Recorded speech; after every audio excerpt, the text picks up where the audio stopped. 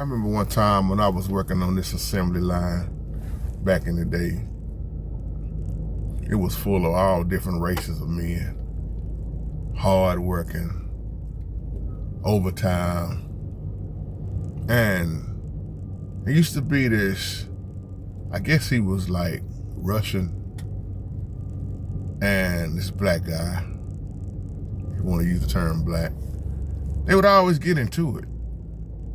And then one time, the brother just said, man, you know what? Today, I'm going to ask this cat, what is his real issue with me? And they work side by side.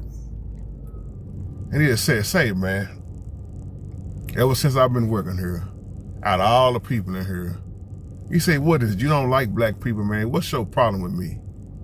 He asked him, right? And then the Russian guy was like, you know how they had an accent, you know, get out of my face. He said it ain't the fact that he really don't like us. He said he can't stand the way we do each other. Now this is for you for Black History Month. He said, when I watch TV, all I see is y'all dominating sports.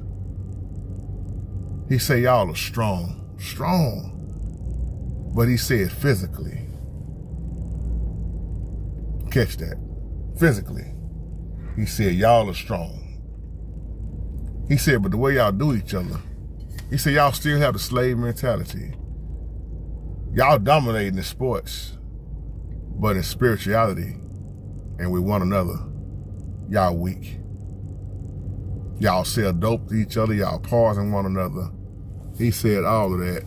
Y'all just do each other that kind of way. How do you sell dope to your own mama?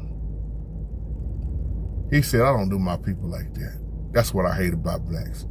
Y'all so strong, best athletes, but the worst of the worst.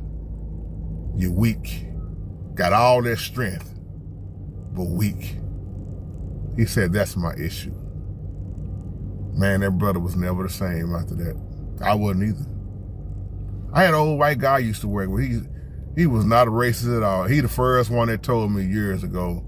That's the first time when I heard, if you ever want to hide anything from black people, you want to hide it, just put it in a book.